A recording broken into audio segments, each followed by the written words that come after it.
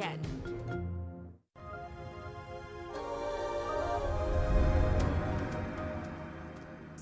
Welcome back. Well, let's go to Egypt now. The country's non-oil private sector expanded for the first time in 14 months in September on the back of a rise in consumer demand and strengthened business activity. Now, this indicates the first month of economic expansion since July 2019 and potentially signals a modest turnaround after the devastating impact of the COVID-19 pandemic. Here's CGTN's Yasser Hakim with the details. Many countries across the globe have witnessed the pandemic-related economic fallout during the year, including Egypt. The North African state has, however, experienced a quick turnaround in the non-petroleum sector that has recorded modest growth in 3 consecutive months. More than $12.7 billion has been pumped into the market to support it against the effects of the coronavirus, especially the huge drop in supply and demand. The expansion is driven by local production and exports.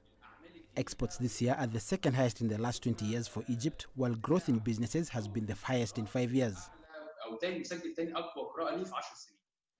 Agricultural products are Egypt's leading exports over the last few years, recording an increase of 4.5 million tons in 2020.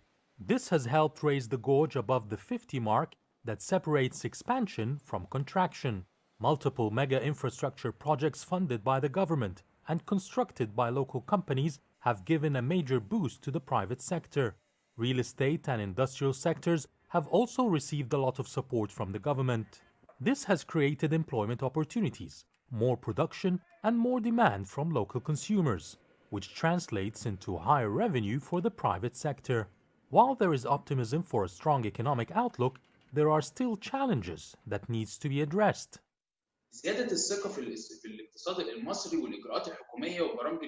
The confidence in the strength of Egypt's economy to withstand the global crisis is owed to reforms launched in 2016 and which have earned the trust of international investors amid the coronavirus pandemic.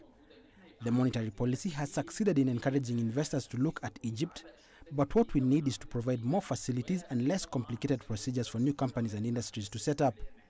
It's a major hindrance for the private sector.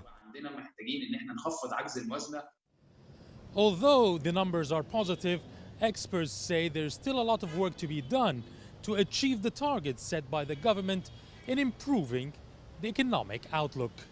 Yes, Hakim for CGTN, Cairo. Now, Nigeria